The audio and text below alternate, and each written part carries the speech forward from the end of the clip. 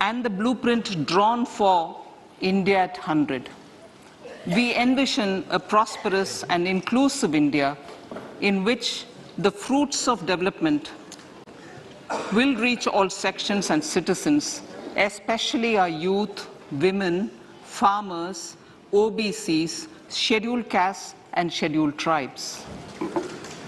In the 75th year of our independence, the world has recognized the Indian economy as a bright star.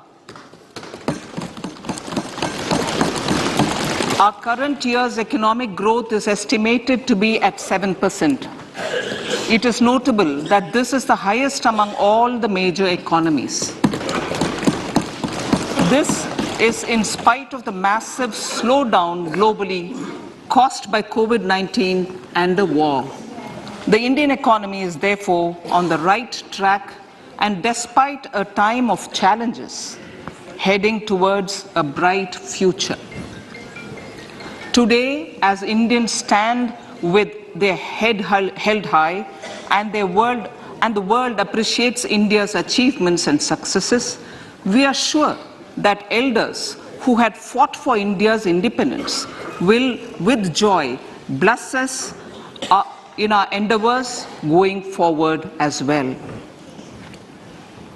Our focus on wide-ranging reforms and sound policies implemented through Sabka Prayas, resulting in Jan Bhagidari and targeted support to those in need, helped us perform well in trying times. India's rising global profile is because of the several accomplishments. Unique world-class digital public infrastructure, example, Aadhaar, CoWIN and UPI. COVID vaccination drive in unparalleled scale and speed. Proactive role in frontier areas such as achieving the climate-related goals, Mission Life and National Hydrogen Mission. During the COVID-19 pandemic, we ensured that no one goes to bed hungry with a scheme to supply free food grains to over 80 crore persons for 28 months. Continuing our commitment to ensure food and nutritional security, we are implementing from 1st January 2023 a scheme to supply free food grain to all Antyodaya and priority households for the next 1 year. Under PM Garib Kalyan Anna Yojana, the entire expenditure of about 2 lakh crore will be borne by the central government. In these times of global challenges, the G20 presidency gives us a unique opportunity to strengthen India's role in the world economic order. With the theme of Vasudhaiva Kutumbakam, we are steering an ambitious, people-centric agenda to address global challenges and to facilitate sustainable economic development. The government's efforts since 2014 have ensured for all citizens a better quality of life and life of dignity. The per capita income has more than doubled to 1.97 lakh rupees. In these 9 years, the Indian economy has increased in size from being 10th to 5th largest in the world. We have significantly improved our position as well as a well-governed and innovative country with a conducive environment for business as reflected in several global indices. We have made a significant progress in many sustainable development goals. The economy has become a lot more formalized as reflected in the EPFO membership, more than doubling to 27 crore and rupees 7,400 crore digital payments of 126 lakh crore rupees through UPI in 2022. The efficient implementation of many schemes with universalization of targeted benefits has resulted in inclusive development. Some of the schemes are 11.7 crore household toilets under Swachh Bharat mission, which is achieved, 9.6 crore LPG connections under Ujjwala, 220 crore COVID vaccination of 102 crore persons, 47.8 crore PM Jan Dhan bank accounts, insurance cover for 44.6 crore persons under PM Suraksha Bima and PM Jeevan Jyoti Yojana, and cash transfer of 2.2 lakh crores of rupees to 11.4 crore to over 11.4 crore farmers under PM Kisan Samman Nidhi. Our vision for the Amritkal includes technology-driven and knowledge-based economy with strong public finances and a robust financial sector. To achieve this, Jan Bhagidari through Sabka Saath, Sabka Prayas is essential. The economic agenda for achieving this vision focuses on three things. First, facilitating ample opportunities for citizens, especially the youth, to fulfill their aspirations. Second, providing strong impetus to growth and job creation. And third, strengthening macroeconomic stability. To service these focus areas in our journey to India at 100, we believe that the following four opportunities can be transformative during Amritkal. Economic empowerment of women. Deen Dayal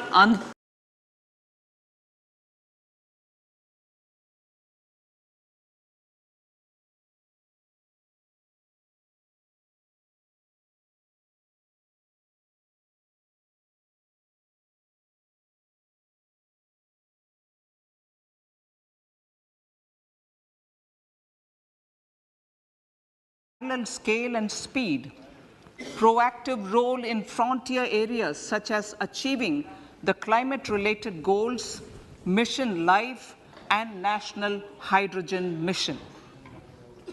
During the COVID-19 pandemic, we ensured that no one goes to bed hungry with a scheme to supply free food grains to over 80 crore persons for 28 months. Continuing our commitment to ensure food and nutritional security, we are implementing from 1st January 2023 a scheme to supply free food grain to all Antyodaya and priority households for the next 1 year. Under PM Garib Kalyan Anna Yojana, the entire expenditure of about 2 lakh crore will be borne by the central government. In these times of global challenges, the G20 presidency gives us a unique opportunity to strengthen India's role in the world economic order. With the theme of Vasudhaiva Kutumbakam, we are steering an ambitious, people-centric agenda to address global challenges and to facilitate sustainable economic development. The government's efforts since 2014 have ensured for all citizens a better quality of life and life of dignity. The per capita income has more than doubled to 1.97 lakh rupees. In these 9 years, the Indian economy has increased in size from being 10th to 5th largest in the world. We have significantly improved our position as well as a well-governed and innovative country with a conducive environment for business as reflected in several global indices. We have made a significant progress in many sustainable development goals. The economy has become a lot more formalized as reflected in the EPFO membership, more than doubling to 27 crore and rupees 7,400 crore digital payments of 126 lakh crore rupees through UPI in 2022. The efficient implementation of many schemes with universalization of targeted benefits has resulted in inclusive development. Some of the schemes are 11.7 crore household toilets under Swachh Bharat mission, which is achieved, 9.6 crore LPG connections under Ujjwala, 220 crore COVID vaccination of 102 crore persons, 47.8 crore PM Jan Dhan bank accounts, insurance cover for 44.6 crore persons under PM Suraksha Bima and PM Jeevan Jyoti Yojana, and cash transfer of 2.2 lakh crores of rupees to 11.4 crore to over 11.4 crore farmers under PM Kisan Samman Nidhi. Our vision for the Amrit Kal includes technology-driven and knowledge-based economy with strong public finances and a robust financial sector. To achieve this, Jan Bhagidari through Sabka Saath, Sabka Prayas is essential. The economic agenda for achieving this vision focuses on three things. First, facilitating ample opportunities for citizens, especially the youth, to fulfill their aspirations. Second, providing strong impetus to growth and job creation. And third, strengthening macroeconomic stability. To service these focus areas in our journey to India at 100, we believe that the following 4 opportunities can be transformative during Amrit Kal. Economic empowerment of women. Deen Dayal Antyodaya Yojana National Rural Livelihood Mission has achieved remarkable success by mobilizing rural women into 81 lakh self-help groups.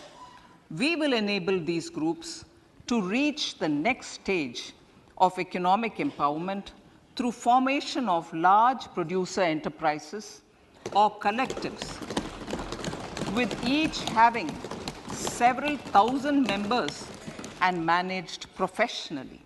They will be helped with raw materials supply and for better design, quality, branding, and marketing of their products. Through supporting these policies, they will be enabled to scale up their operations to serve the large consumer markets, as has been the case with the several startups growing into unicorns. PM Vishwakarma Kaushal Samman, PM Vikas. For centuries, traditional artisans and craftspeople who work with their hands using tools have brought renown for India.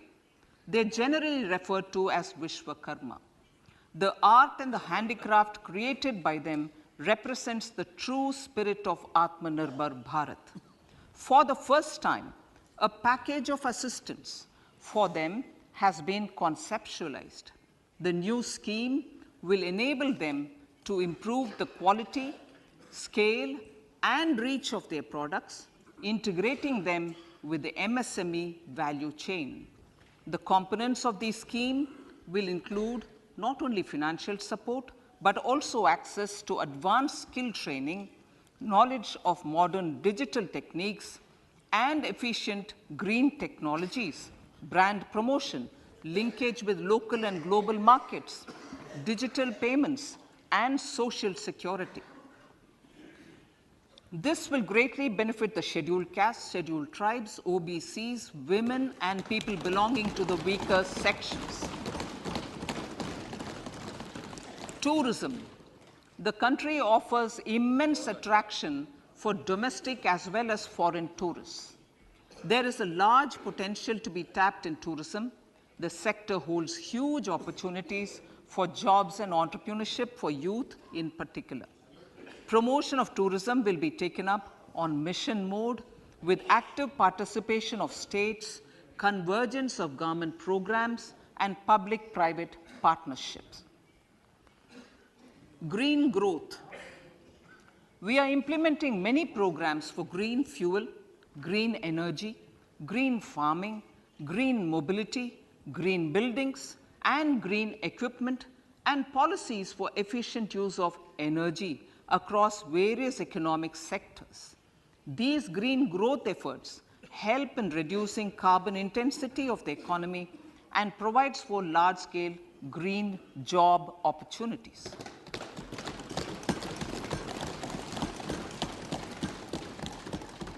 Priorities of this budget. The budget adopts the following 7 priorities.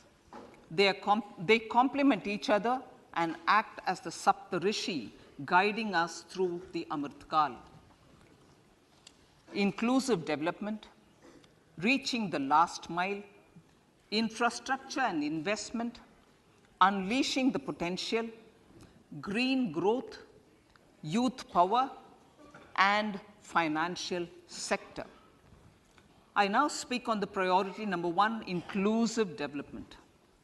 The government's philosophy of Sabka Saath, Sabka Vikas has facilitated inclusive development covering in specific farmers, women, youth, OBCs, scheduled castes, scheduled tribes, Divyangjan, and economically weaker sections, and overall priority for the underprivileged, Vanchiton ko Variyata. There has also been a sustained focus on Jammu Kashmir, Ladakh, and the Northeast. This budget builds on those efforts. Digital public infrastructure for agriculture. Digital public infrastructure for agriculture will be built as an open source, open standard, and interoperable public good.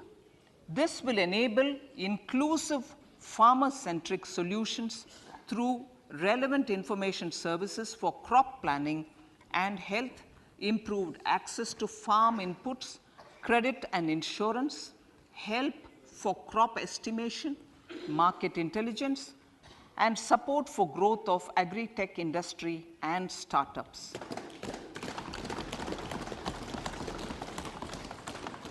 An agriculture accelerator fund. An agriculture accelerator fund will be set up to encourage agri-startups by young entrepreneurs in rural areas. The fund will aim at bringing innovative and affordable solutions for challenges faced by farmers. It will also bring in modern technologies to transform agricultural practices, increase productivity and profitability. To enhance the productivity of extra long staple cotton, we will adopt a cluster-based and value chain approach through public-private partnerships. This will mean collaboration between farmers, state, and industry for input supplies, extension services, and market linkages. We will launch an Atmanirbhar Clean Plant program to boost availability of disease-free, quality planting material for high-value horticultural crops at an outlay of 2,200 crores. Global hub for millets. Millets which are Sri Anna. India is the forefront. India is at the forefront of popularizing millets, whose consumption furthers nutrition, food security, and welfare of farmers, said the Honorable Prime Minister. We are the largest producer and second largest exporter of Sri Anna in the world. We grow several types of Sri Anna, such as Sri Anna Jowar, Sri Anna Ragi, Sri Anna Bajra, Sri Anna Kutu, Ramdana, Kangni, Kutni, Kutki, Kodo, China, and Sama. These have a number of health benefits and have been an integral part of our food for centuries. I acknowledge with pride the huge service done by small farmers in contributing to the health of fellow citizens by growing these Sri Anna. Now, to make India a global hub for Sri Anna, the Indian Institute of Millet Research, ideally Indian Institute of the Sri Anna Research, Hyderabad, will be supported as the center of excellence for sharing best practices, research, and technologies at the international level. The agricultural credit target will be increased to 20 lakh crores with focus on animal husbandry, dairy, and fisheries.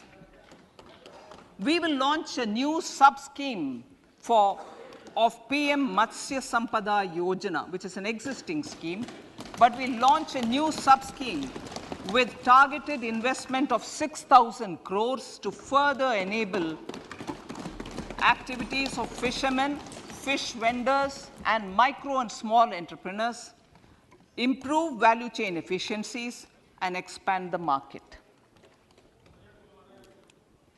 For farmers, especially small and marginal farmers and other marginalized sections, the government is promoting cooperative-based economic development model.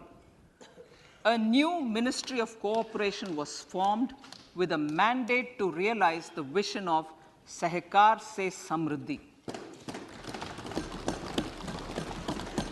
To realize this vision, the government has already initiated computerization of 63,000 primary agricultural credit societies with an investment of 2,516 crores. In consultation with all the stakeholders and the states, model bylaws for PACS were formulated, enabling them to become multi-purpose PACS. A national cooperative database is being prepared for countrywide mapping of cooperative societies. With this backdrop, we will implement a plan to set up massive decentralized storage capacity.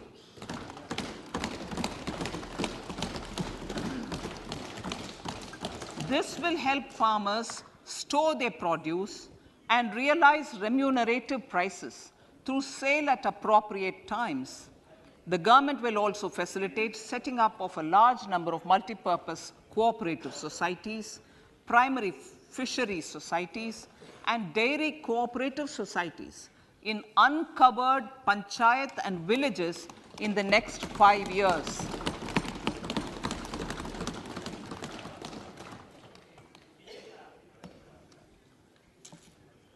Health, education, and skilling.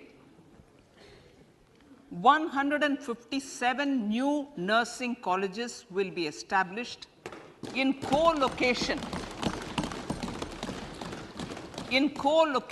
with the existing 157 medical colleges established since 2014.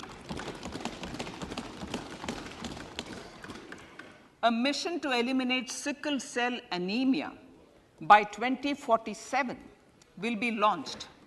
It will entail awareness creation, universal screening of 7 crore people in the age group of 0 to 40 years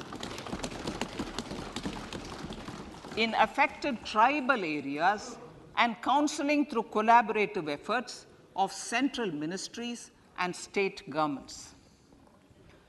Facilities in select ICMR labs, Indian Council for Medical Research Labs, will be made available for research by public and private medical college faculty and private sector R&D teams for encouraging collaborative research and innovation.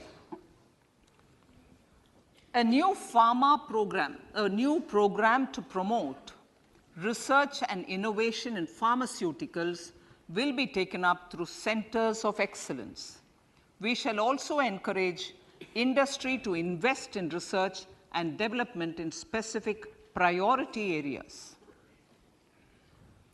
Dedicated multidisciplinary courses for medical devices will be supported in existing institutions to ensure availability of skilled manpower for futuristic medical technologies, high-end manufacturing, and research. Teachers' training. Teachers' training will be re-envisioned through innovative pedagogy, curriculum transaction, continuous professional development, dipstick surveys, and ICT implementation. The District Institute of Education and Training will be developed as vibrant institutes of excellence for this purpose.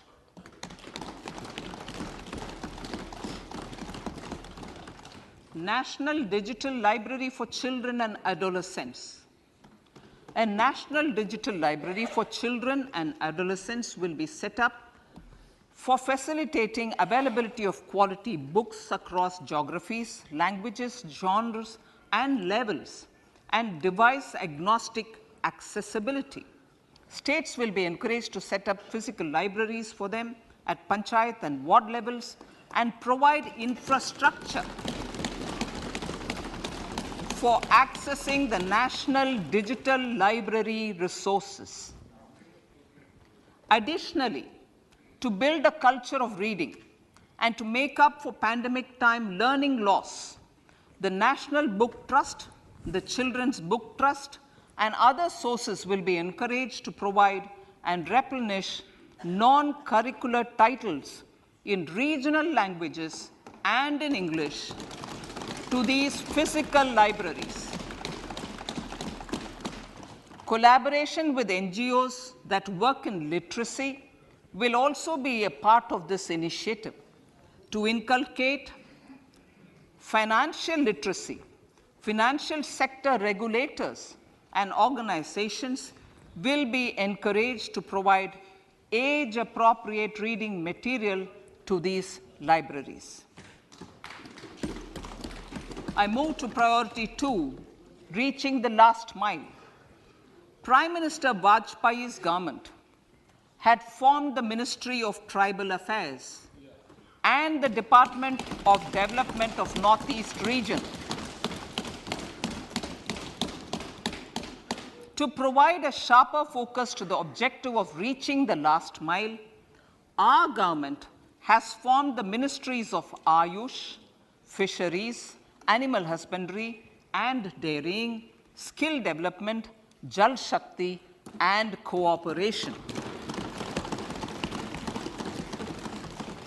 Building on the success of the Aspirational Districts program, the government has recently launched the Aspirational Blocks program, covering 500 blocks for saturation of essential government services across multiple domains such as health, nutrition, education, agriculture, water resources, financial inclusion, skill development, and basic infrastructure. Manya Speaker, sir, Pradhan Mantri PVTG, which is Primitive Vulnerable Tribal Groups Development Mission, is being launched. to improve socio-economic conditions of the particularly vulnerable tribal groups, the PVTGs as we refer them to. Pradhan Mantri PVTG Development Mission will be launched. This will saturate PVTG families and habitations with basic facilities such as safe housing, clean drinking water and sanitation, improved access to education, health, nutrition, road and telecom connectivity, and sustainable livelihood opportunities. An amount of 15,000 crores will be made available to implement the mission in the next 3 years under the Development Action Plan for the Scheduled Tribes. Ekalavya Model Residential Schools. In the next 3 years, Center will recruit 38,800 teachers and support staff for the 740 Ekalavya Model Residential Schools, which is serving 3.5 lakh tribal students.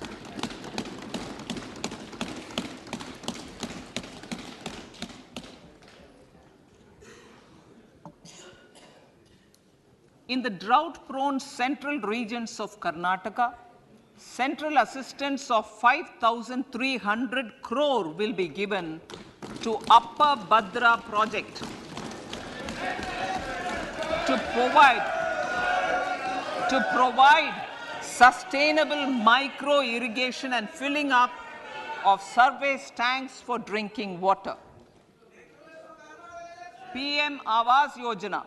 The outlay for PM Awas Yojana is being enhanced by 66% to over 79,000 crores.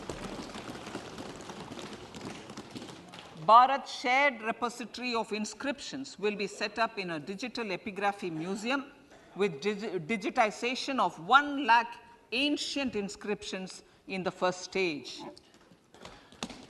Support for poor prisoners. For poor persons who are in prisons and unable to afford the penalty or the bail amount, required financial support will be provided.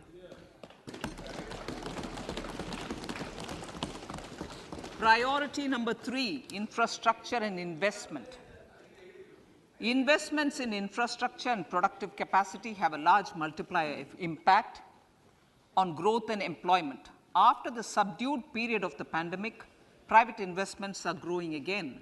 The budget takes the lead once again to ramp up the virtuous cycle of investment and job creation.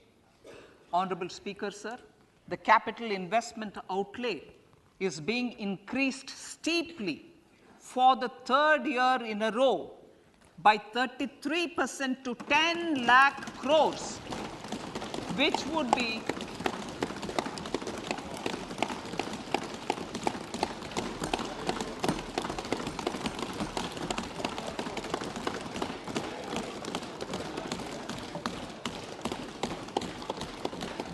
which would be 3.3% of GDP. This will almost be 3 times the outlay made in 2019-20.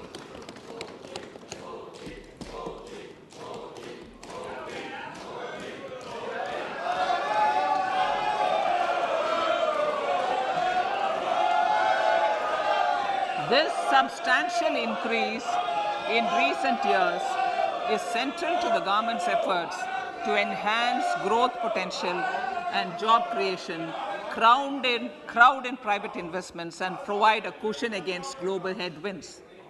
The direct capital investment by the center is complemented by the provision made for creation of capital assets through grants and aids to state.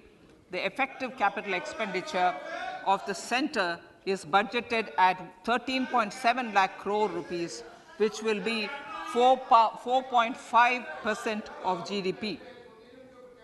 Support to state governments for capital investment. I have decided to continue the 50-year interest-free loan to state governments for 1 more year to spur investment in infrastructure and to incentivize them for complementary policies actions with a significantly enhanced outlay of 1.3 lakh crores. The newly established Infrastructure Finance Secretariat will assist all stakeholders for more private investment in infrastructure, including railways, roads, urban infrastructure, and power, which are predominantly depend on public resources. The harmonized master list of infrastructure will be reviewed by an expert committee for recommending the classification and financing framework suitable for Amartkal. A capital outlay, I'm talking about railways now, sir, Honorable Speaker, railways. A capital outlay of 2.40 lakh crores has been provided for the railways. This is the highest ever outlay this highest ever outlay is about 9 times the outlay made in 2013-14. 100 critical transport infrastructure projects for last and first mile connectivity for ports, coal, steel, fertilizer, and food grain sectors have been identified. They will be taken up on priority with investment of 75,000 crores, including 15,000 crore from private sources. 50 additional airports, heliports, water aerodromes, and advanced landing grounds will be revived for improving regional air connectivity.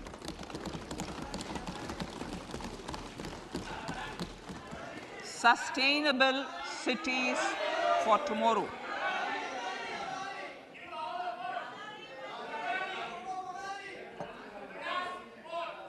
States and cities will be encouraged to undertake urban planning reforms and actions to transform our cities into sustainable cities of tomorrow. This means efficient use of land resources, adequate resources for urban infrastructure, transit-oriented development, enhanced availability and affordability of urban land, and opportunities for all. Through property tax governance reforms and ring-fencing user charges on urban infrastructure, cities will be incentivized to improve their creditworthiness for municipal bonds. Like the RIDF, an urban infrastructure development fund will be established through use of priority sector lending shortfall. This will be managed by the National Housing Bank and will be used by public agencies to create urban infrastructure in Tier 2 and Tier 3 cities. States will be encouraged to leverage resources from the grants of the 15th Finance Commission as well as existing schemes to adopt appropriate user charges while accessing the UIDF. We expect to make available 10,000 crore rupees per annum for this purpose. All cities and towns will be enabled for 100% mechanical desludging of septic tanks and sewers to transition from manhole to machine hole mode.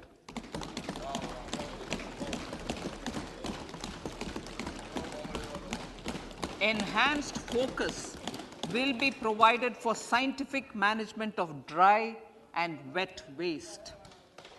Honorable Speaker, sir, our Prime Minister had said, good governance is the key to a nation's progress. Our government is committed to providing a transparent and accountable administration which works for the betterment and welfare of common citizens. Mission Karma Yogi. Under Mission Karma Yogi, center, states and the union territories are making and implementing capacity building plans for civil servants. The government has also launched an integrated online training platform, I Got Karma Yogi, to provide continuous learning opportunities for lakhs of government employees to upgrade their skills and facilitate people-centric approach. Sir, for enhancing ease of doing business, more than 39,000 compliances have been reduced, and more than 3,400 legal provisions have been decriminalized. For furthering the trust-based governance, we have introduced the Jan Vishwas Bill to amend 42 central acts. This budget proposes a series of measures to unleash the potential of our economy. Centers of Excellence for Artificial Intelligence. For realizing the vision of Make AI in India and Make AI Work for India, 3 Centers of Excellence for Artificial Intelligence will be set up in top educational institutions. Leading industry players will partner in conducting interdisciplinary research, develop cutting-edge applications, and scalable problem solutions in the areas of agriculture, health, and sustainable cities. This will galvanize an effective AI ecosystem and nurture quality human resources in the field. National Data Governance Policy. To unleash innovation and research by startups and academia, a national data governance policy will be brought out. This will enable access to anonymized data. The KYC process will be simplified, adopting a risk-based instead of one-size-fits-all approach. The financial sector regulators will also be encouraged to have a KYC system fully amenable to meet the needs of digital India. One-stop solution for identity and address updating. A one-stop solution for reconciliation and updating of identity and address of individuals maintained by various government agencies, regulators, and regulated entities will be established using DigiLocker service and Aadhaar as foundational identity. Speaker, sir, common business identifier. For the business establishments required to have a permanent account number, the PAN will be used as the common identifier for all digital systems of specified government agencies. This will bring ease of doing business, and it will be facilitated through a legal mandate. For obviating the need for separate submission of same information to different government agencies, a system of unified filing process will be set up. Such filing of information or return in simplified forms on a common portal will be shared with other agencies as per the filer's choice. Vivad Se Vishwas 1, relief for MSMEs.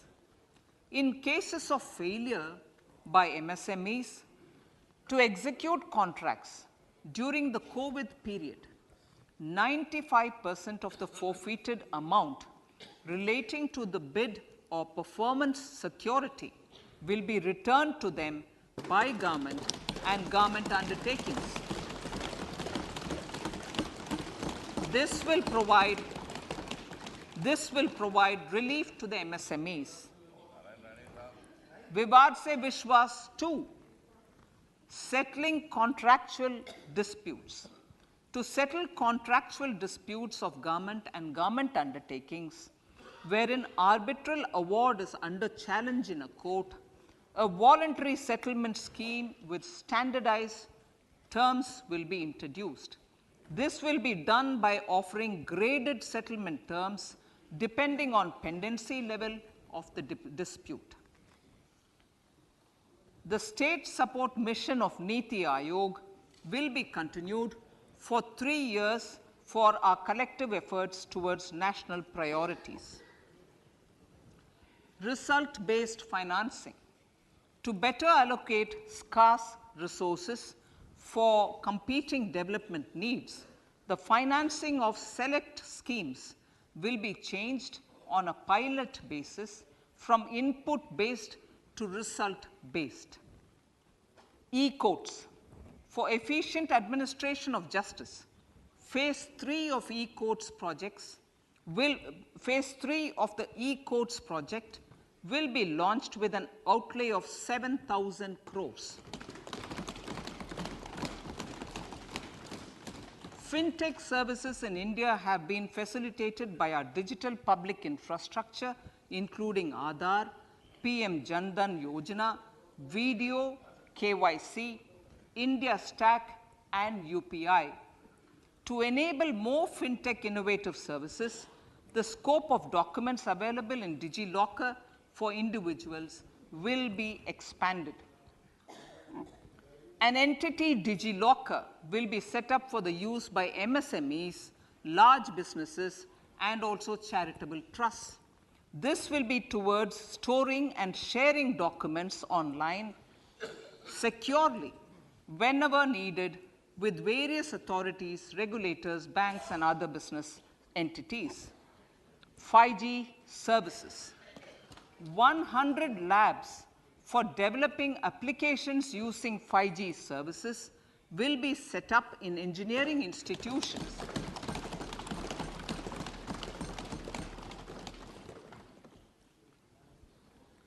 To realize a new range of opportunities, business models, and employment potential, the labs will cover, among others, applications such as smart classrooms, precision farming, intelligent transport systems, and healthcare applications.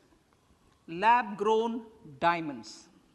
Lab-grown diamonds is a technology and innovation-driven emerging sector with high employment potential.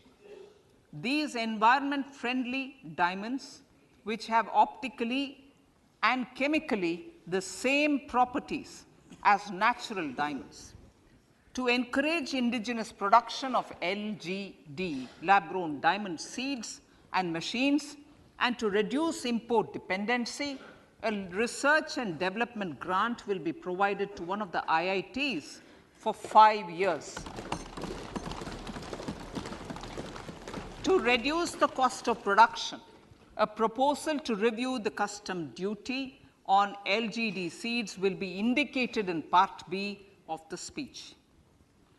I come to the fifth priority, Honorable Speaker, sir, green growth. Honorable Prime Minister has given a vision for life or lifestyle for environment to spur a movement of environmentally conscious lifestyle. India is moving forward firmly for the Panchamrit, the net zero carbon emission by 2070 to usher in green industrial and economic transition. This budget builds on our focus on green growth. The recently launched National Green Hydrogen Mission, with an outlay of 19,700 crores, will facilitate transition of the economy to low carbon intensity, reduce dependence on fossil fuel imports, and make the country assume technology and market leadership in this sunrise sector. Our target is to reach an annual production of 5 MMT by 2030. Energy transition. This budget provides for 35,000 crores for priority capital investment towards energy transition and net zero objectives and energy security by Ministry of Petroleum and Natural Gas.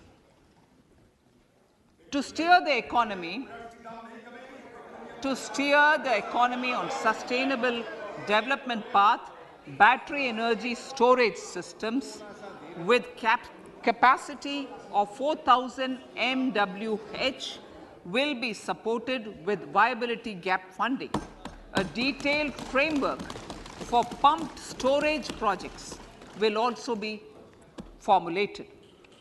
Renewable energy evacuation. The interstate transmission system for evacuation and grid integration of 13 gigawatt renewable energy from Ladakh will be constructed with investment of 20,700 crore, including central support of 8,300 crores. Green credit program. For encouraging behavioral change, a green credit program will be notified under the Environment Protection Act.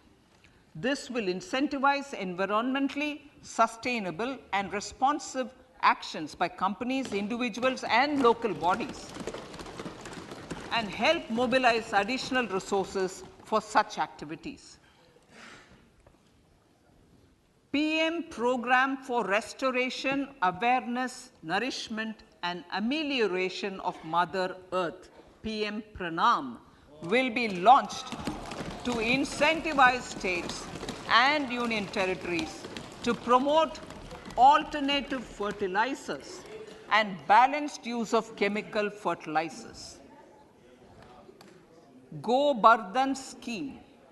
500 new waste to wealth plants under Go Bardhan, galvanizing organic bio-agro resources done. Go Bardhan scheme will be established for promoting circular economy. These will include 200 compressed biogas plants, including 75 plants in urban areas, and 300 community or cluster-based plants at a total investment of 10,000 crores. I will refer to this in Part B also. In due course, a 5% CBG mandate will be introduced for all organizations marketing natural and biogas. For collection of biomass and distribution of biomanure, appropriate fiscal support will also be provided. Bharatiya Prakritik Kheti Bio Input Resource Centers. Over the next 3 years, we will facilitate 1 crore farmers to adopt natural farming. For this, Honorable Speaker, 10,000 bio input resource centers will be set up, creating a national level distributed micro fertilizer and pesticide manufacturing network. Mishti.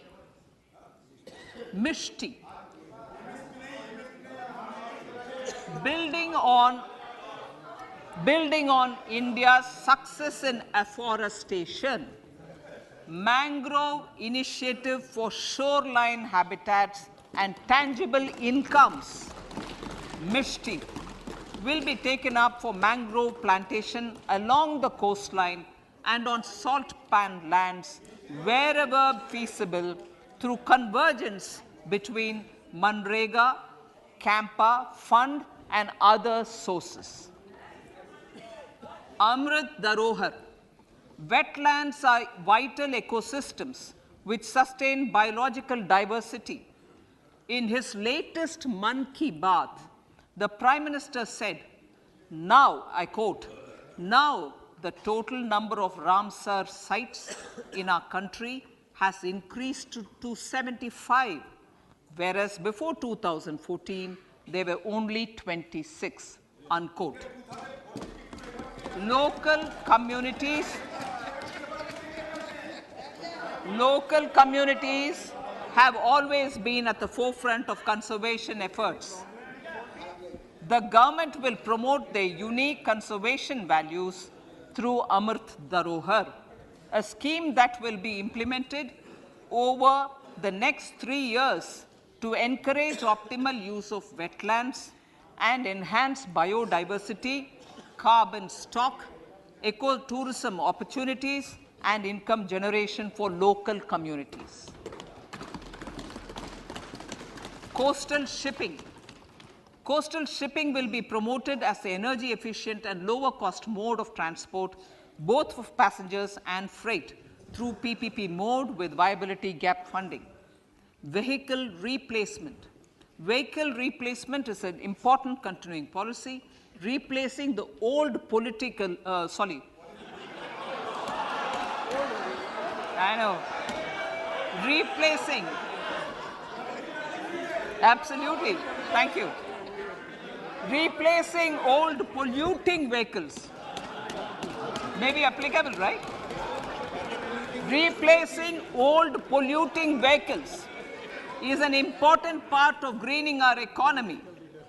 In furtherance of the vehicle scrapping policy mentioned in Budget 21-22, I have allocated adequate funds to scrap old vehicles of the central government.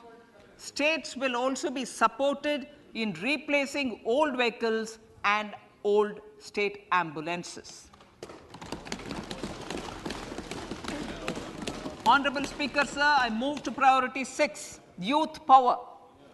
To empower our youth and help the Amrit PD realize their dreams, we have formulated the National Education Policy, which is very wide in its scope, but one of the things is also to focus on skilling, adopted economic policies that facilitate job creation at scale and have supported business opportunities. Pradhan Mantri Kaushal Vikas Yojana. Pradhan Mantri Kaushal Vikas Yojana 4.0 will be launched to skill lakhs of youth within the next 3 years. On-job training, industry partnership, and alignment of courses with needs of industry will be emphasized. The scheme will also cover new age courses for Industry 4.0 like coding, AI, robotics, mechatronics, IoT, 3D printing, drones, and other soft skills. To skill youth for international opportunities, 30 Skill India International Centers will be set up across different states. The digital ecosystem for skilling will be further expanded with the launch of a unified Skill India digital platform for enabling demand-based formal skilling, linking with employers including MSMEs, and facilitating access to entrepreneurship schemes. To provide stipend support to 47 lakh youths in 3 years, direct benefit transfer under a pan-India national apprenticeship promotion scheme will be rolled out. Tourism. Honorable Speaker, sir, with an integrated and innovative approach, at least 50 destinations will be selected through challenge mode. In addition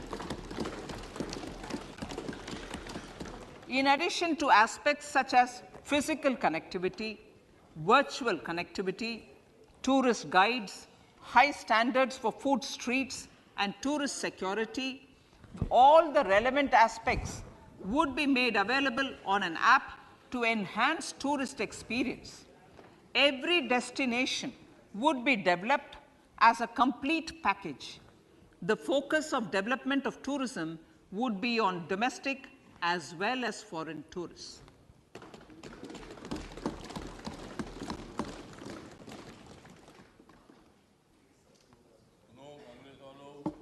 Sector-specific skilling and entrepreneurship development will be dovetailed to achieve the objectives of Dekho Apna Desh initiative. This was launched as an appeal by the Honorable Prime Minister to the middle class to prefer domestic tourism over international tourism.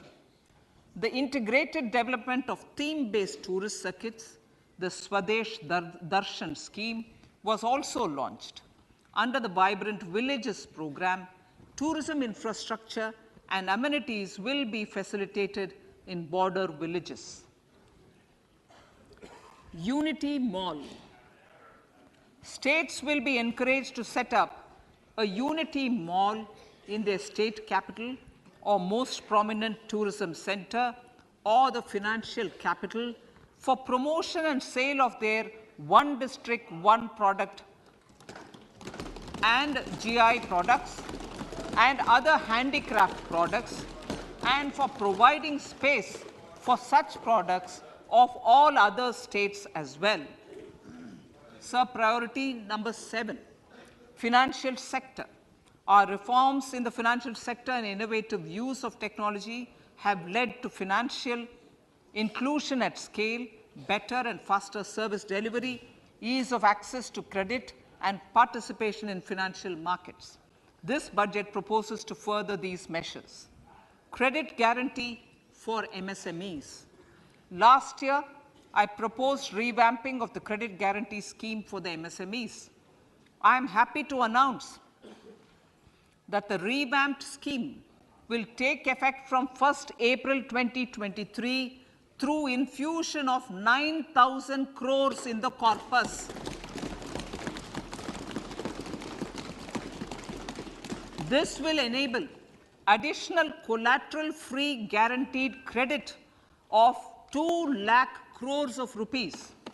Further, the cost of credit will be reduced by about 1%. A national financial information registry will be set up to serve as the central repository of financial and ancillary information. This will facilitate efficient flow of credit, promote financial inclusion, and foster financial stability. A new legislative framework will govern this credit public infrastructure and will be designed in consultation with the RBI. To meet the needs of Amritkal and to facilitate optimum regulation in the financial sector, public consultation, as necessary and feasible, will be brought to the process of regulation making and issuing subsidiary directions. To simplify, to ease, and to reduce cost of compliance, financial sector regulators will be requested to carry out a comprehensive review of existing regulations. For this, they will consider suggestions from public and regulated entities. Time limits to decide the application under various regulations will also be laid down. Honorable Speaker, sir, to enhance business activities in GIFT IFSC, the following measures will be taken. Delegating powers under the SEZ Act to the IFSCA to avoid dual regulation. Setting up a single window IT system for registration and approval of IFSCA, SEZ authorities, GSTN, RBI, SEBI, and IRDAI. Permitting acquisition financing by IFSC banking units of foreign banks. Establishing a subsidiary of Exim Bank for trade refinancing. Amending IFSCA Act for statutory provisions for arbitration, ancillary services, and avoiding dual regulation under the SEZ Act, and recognizing offshore derivative instruments as valid contracts. Honorable Speaker, sir, data embassy. For countries looking for digital continuity solutions, we will facilitate setting up of their data embassies in GIFT IFSC.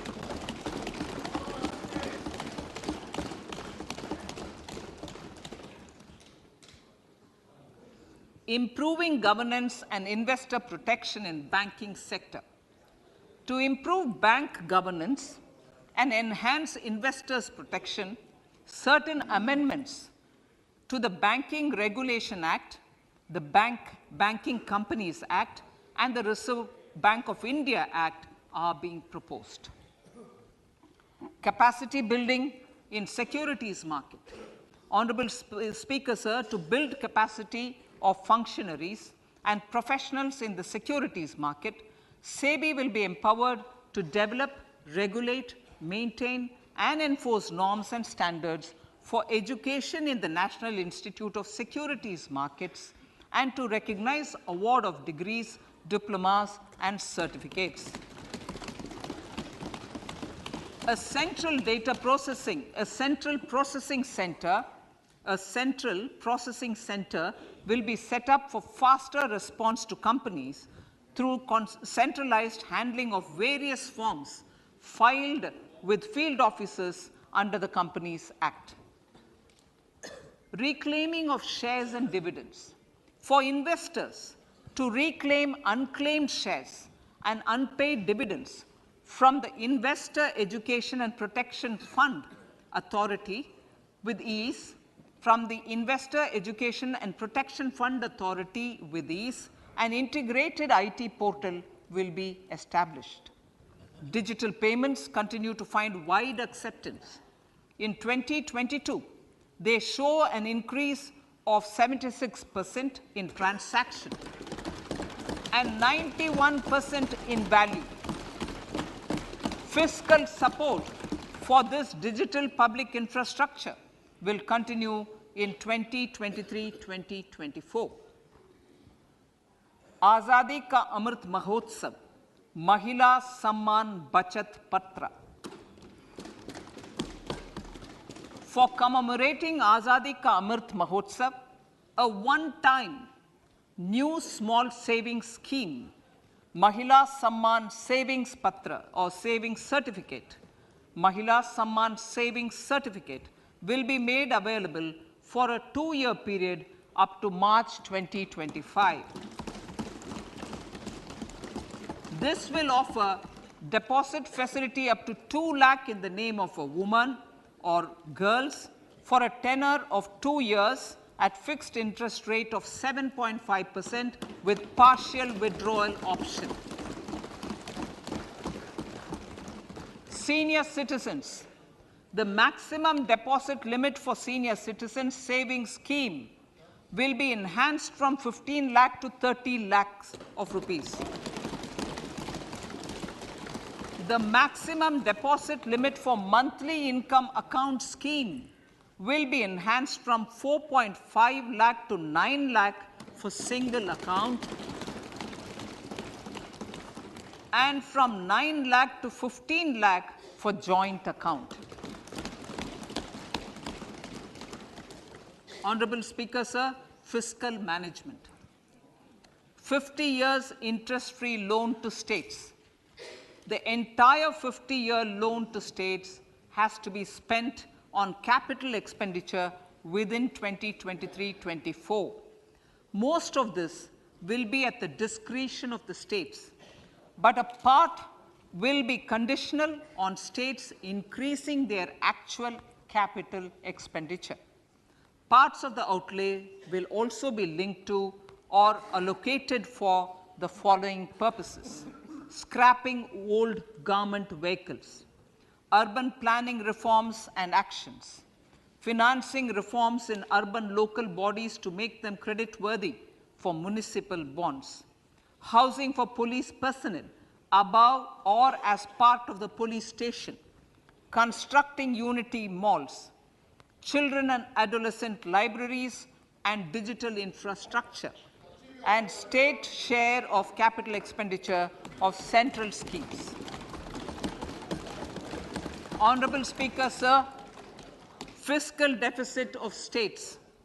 States will be allowed a fiscal deficit of 3.5% of GSDP, of which 0.5% will be tied to power sector reforms. Revised estimates 2022 to 2023. The revised estimate, Honorable Speaker, sir, of the total receipts other than borrowing is 24.3 lakh crores, of which the net tax receipts are 20.9 lakh crores. The revised estimate of the total expenditure is 41.9 lakh crores of rupees, of which the capital expenditure is about 7.3 lakh crores.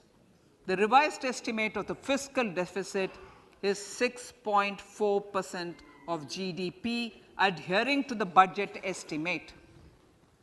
So budget estimates of 2023-24. Coming to 2023-24, the total receipts other than borrowings and the total expenditure are estimated at 27.2 lakh crores and 45 lakh crores respectively. The net tax receipts are estimated at 23.3 lakh crores. The fiscal deficit is estimated to be 5.9% of the GDP. In my budget speech for 21-22, I had announced that we plan to continue the path of fiscal consolidation, reaching a fiscal deficit of below 4.5% by 2025-26, with a fairly steady decline over the period. We have adhered to this path, and I reiterate my intention to bring the fiscal deficit below 4.5% of GDP by 2025-26.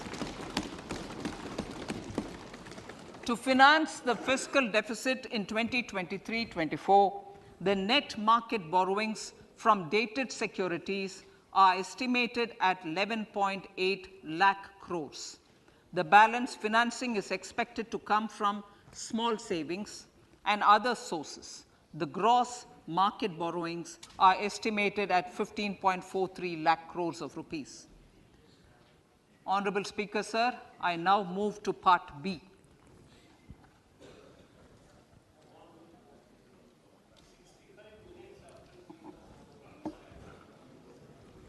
Indirect taxes. My indirect tax proposals will aim to promote exports, boost domestic manufacturing, enhance domestic value addition, encourage green energy and mobility. A simplified tax structure with fewer tax rates helps in reducing compliance burden and improving tax administration. I propose to reduce the number of basic customs duty rates on goods other than textiles and agriculture from 21 to 13. As a result, there are minor changes in the basic custom duties, cesses and surcharges on some items including toys, bicycle, automobiles and naphtha. Green mobility. To avoid cascading of taxes on blended compressed natural gas, I propose to exempt excise duty on GST paid compressed biogas contained in it. To further provide impetus to green mobility, customs duty exemptions is being extended to import of capital goods and machinery required for manufacture of lithium-ion cells for batteries used in electrical vehicles as well. Electronics. As a result of various initiatives of the government, including phased manufacturing program, mobile phone production in India has increased from 5.8 crore units valued at about 18,900 crore in 2014-15 to 31 crore units valued at 2,75,000 crore in the last financial year. To further deepen domestic value addition in manufacturing of mobile phones, I propose to provide relief to customs duty. I propose to provide relief in customs duty on import of certain parts and inputs like camera lens and continue the concessional duty on lithium-ion cells for batteries for another year. Similarly, to promote value addition in manufacture of televisions, I propose to reduce the basic customs duty on parts of open cells of TV panels to 2.5%. Electrical. To rectify inversion of duty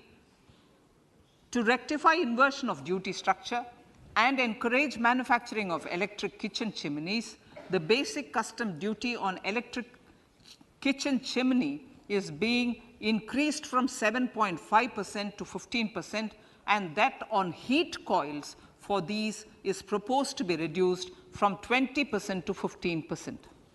Chemicals and petrochemicals. Denatured ethyl alcohol is used in chemical industry. I propose to exempt basic customs duty on it.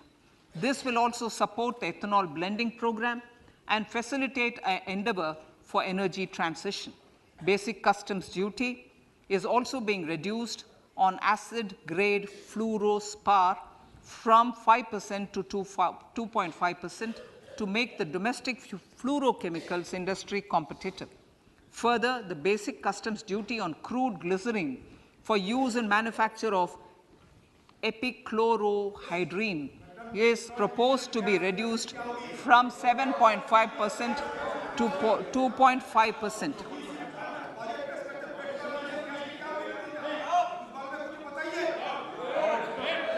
Marine products. In the last financial year, marine products recorded the highest export growth, benefiting farmers in the coastal states of the country. To further enhance the export competitiveness of marine products, particularly shrimps, duty is being reduced on key inputs for domestic manufacture of shrimp feed. India is a global leader, as I said in Part A, in cutting and polishing of natural diamonds, contributing about 3/4 of the global turnover by value. With the depletion of deposits of natural diamonds, the industry is moving towards lab-grown diamonds, and it holds huge promise. To seize this opportunity, I propose to reduce the basic customs duty on seeds used in their manufacture. Customs duties on door or doré and bars of gold and platinum were increased earlier this fiscal. I propose to increase the duties on articles made therefrom to enhance the duty differential. I also propose to increase the import duty on silver doors, bars and articles to align them with that on gold and platinum. To facilitate availability of raw materials for the steel sector, exemptions from basic custom duty on raw materials for manufacture of CRGO steel, ferrous scrap and nickel cathode is being continued. Similarly, the concessional BCD of 2.5% on copper scrap is also being continued to ensure the availability of raw materials for secondary copper producers who are mainly in the MSME sectors. Compounded rubber. The basic custom duty rate on compounded rubber is being increased from 10% to 25% or 30 kg, whichever is lower, at par with that of natural rubber other than latex, to curb circumvention of duty. Cigarettes. National calamity contingent duty on specified cigarettes was last revised 3 years ago. This is proposed to be revised upwards by about 16%. Direct taxes. I now come to my direct tax proposals. Honorable Speaker, these proposals aim to maintain continuity and stability of taxation, further simplify and rationalize various provisions to reduce the compliance burden, promote the entrepreneurial spirit, and provide tax relief to citizens. It has been constant endeavor of the Income Tax Department to improve taxpayers' services by making compliance easy and smooth. Our taxpayers portal received a maximum of 72 lakh returns in a day, processed more than 6.5 crore returns this year. Average processing period reduced from 93 days in financial year 13-14 to 16 days only now. And 45% of the returns were processed within 24 hours. We intend to further improve this, roll out the next generation common IT return form for taxpayer convenience, and also plan to strengthen the grievance redressal mechanism. MSMEs and professionals. MSMEs are growth engines of our economy. Micro enterprises with turnover up to 2 crore of rupees and certain professionals with turnover of up to 50 lakh rupees can avail the benefit of presumptive taxation. I propose to provide enhanced limits of 3 crore and 75 lakh respectively to the taxpayers whose cash receipts are no more than 5%. Whose cash receipts are no more than 5%. Moreover, to support MSMEs in timely receipt of payments, I propose to allow deduction for expenditure incurred on payments made to them only when payment is actually made. Cooperation. Cooperation is a value to be cherished. In realizing our Prime Minister's goal for Sehkar Se Samriddhi and his resolve to connect the spirit of cooperation with the spirit of Amrit Kal, in addition to the measures proposed in Part A, I have a slew of proposals for the cooperation sector. First, new cooperatives that commence manufacturing activities till 2024, 31st March, shall get the benefit of a lower tax rate of 15%, as is presently available to new manufacturing companies. Secondly, I propose to provide an opportunity to sugar cooperatives to claim payments made to sugarcane farmers for the period prior to the assessment year 2016-17 as expenditure. This is expected to provide them a relief of almost 10,000 crores. Thirdly, I am providing a higher limit of 2 lakh per member for cash deposits to loans in cash by primary agricultural cooperative societies and primary cooperative agriculture and rural development banks. I repeat that. Thirdly, I am providing a higher limit of 2 lakh per member for cash deposits to and loans in cash by primary agricultural cooperative societies and primary cooperative agricultural and rural development banks. Similarly, a higher limit of 3 crore for TDS on cash withdrawal is being provided to cooperative societies. Startups.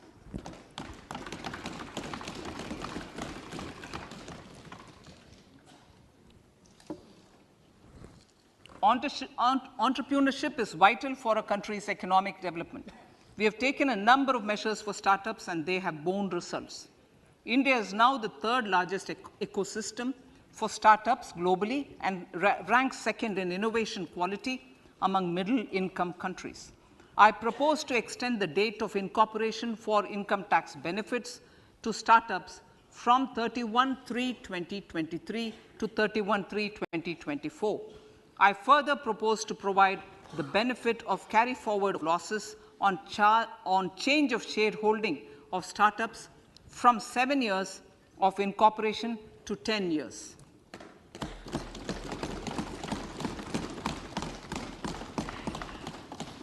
To reduce the pendency of appeals at commissioner level, I propose to deploy about 100 joint commissioners for disposal of small appeals.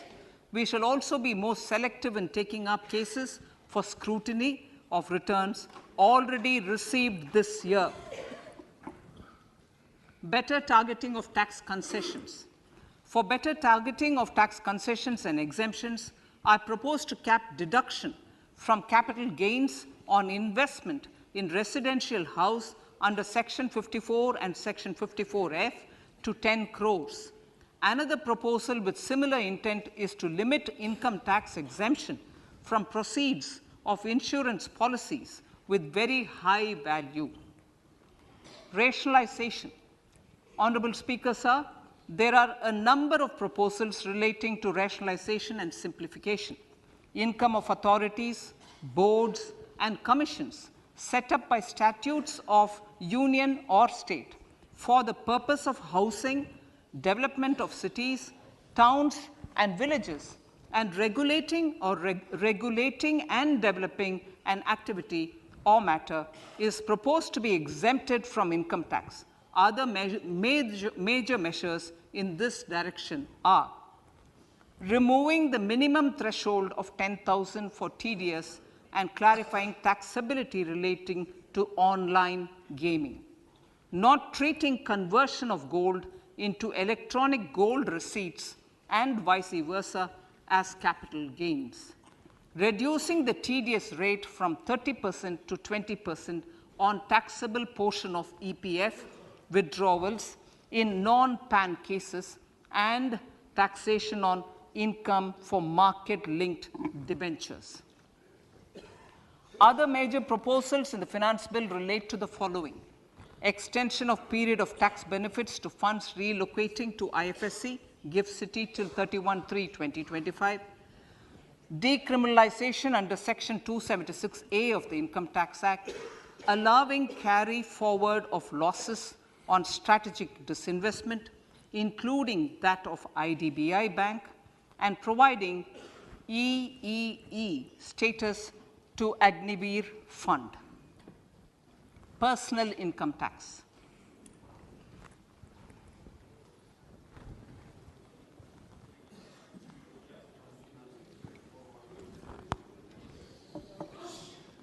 Now I come to what everyone is waiting for. Personal income tax. I have 5 major announcements to make in this regard. These primarily benefit our hard-working middle class. The first one concerns rebate. Currently, those with income up to 5 lakh do not pay any income tax in both old and new regimes. I propose to increase the rebate limit to 7 lakhs in the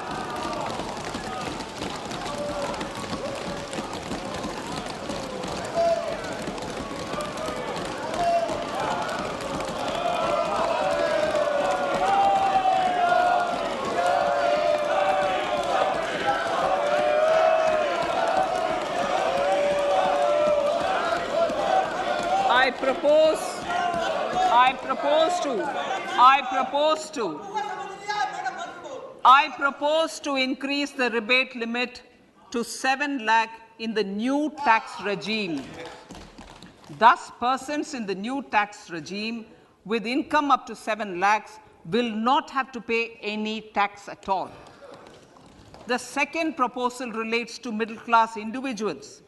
I had introduced in the year 2020 the new personal income tax regime with 6 income slabs starting from 2.5 lakh. I propose to change the tax structure in this regime by reducing the number of slabs to 5 and increasing the tax exemption limit to 3 lakhs. The new tax rates are 0 to 3 lakh, nil; 3 to 6 lakhs, 5%; 6 to 9 lakhs, 10%; 9 to 12 lakh, 15%; 12 to 15 lakhs, 20%; and above 15 lakhs, 30%. This will provide major relief to all taxpayers in the new regime. An individual with an annual income of 9 lakhs will be required to pay only 45,000 rupees. This is only 5% of his or her income. It is a reduction of 25% on what he or she is required to pay now. That is 60,000. So in the place of 60,000, it is now only 45,000. Similarly, an individual with an income of 15 lakh rupees would be required to pay only 1.5 lakh or 10% of his income or her income, a reduction of 20% from the existing liability of 1,87,500 rupees. My third proposal is for the salaried class and the pensioners, including family pensioners, for whom I propose to extend the benefit of standard deduction to the new tax regime. Each salaried person with an income of 15.5 lakh rupees or more will thus stand to benefit by 52,500 rupees. My fourth announcement in personal income tax is regarding the highest tax rate, which in our country is 42.74%. This is among the highest in the world. I propose to reduce the highest surcharge. Rate from 37% to 25% in the new tax regime.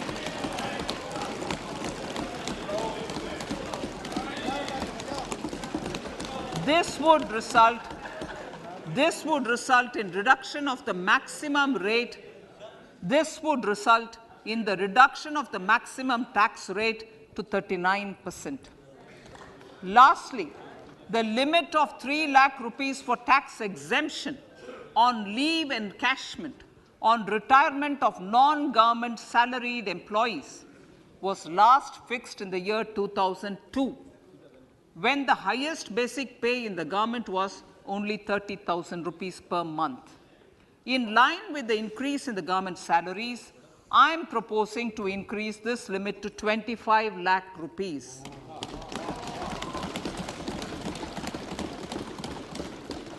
We are also making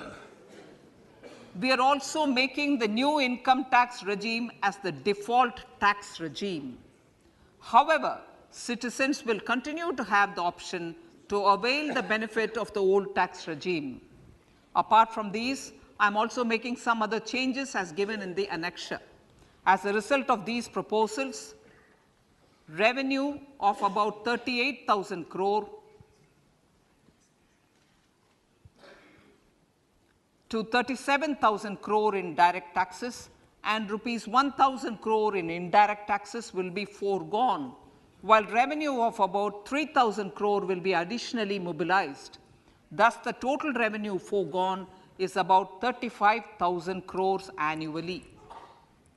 Honorable Speaker, sir, with these words, I commend the budget to this August House.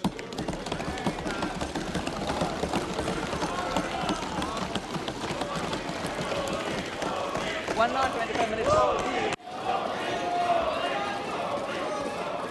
Item number 1, माननीय item number 2, Shrimati Nirmala Sitharaman ji. Sir, with your permission, I lay on the table of the following statements. Under Section 3(1) of the Fiscal Responsibility Budget Management Act 2003, 1. Medium-term fiscal policy cum fiscal policy strategy statement and macroeconomic framework statement. माननीय सदस्यगण, जैसा कि आपको समाचार भाग 2 के माध्यम से पहले ही सूचित किया जा चुका है कि माननीय वित्त मंत्री जी के बजट भाषण की प्रतियां हार्ड कॉपी के रूप में उपलब्ध कराई गई है. आप बजट भाषण की अपनी अपनी प्रति प्रकाशन पलक से ले लें. आपको ये भी सूचित किया जाता है कि माननीय मंत्री द्वारा बजट प्रस्तुत किए जाने के पश्चात उसकी प्रतियां आपको मेंबर्स पोर्टल के माध्यम से उपलब्ध करा दी जाएगी. आइटम नंबर 3, माननीय मंत्री जी, वित्त मंत्री जी. Sir, with your permission, I rise to move for leave to introduce the Finance Bill 2023. प्रश्न ये कि विधेयक को पुनर्स्थापित करने की अनुमति प्रदान की जाए. जो सदस्य इसके पक्ष में हाँ कहें, जो सदस्य विरोध में ना कहें. मेरे विचार में निर्णय हाँ वालों के पक्ष में. माननीय मंत्री जी विधेयक को पुनर्स्थापित करें. Sir, I introduce the bill. सभा की कार्रवाई कल गुरुवार दिनांक 2 फरवरी 2023 को प्राप्त 11 बजे तक के लिए स्थगित की जाती है.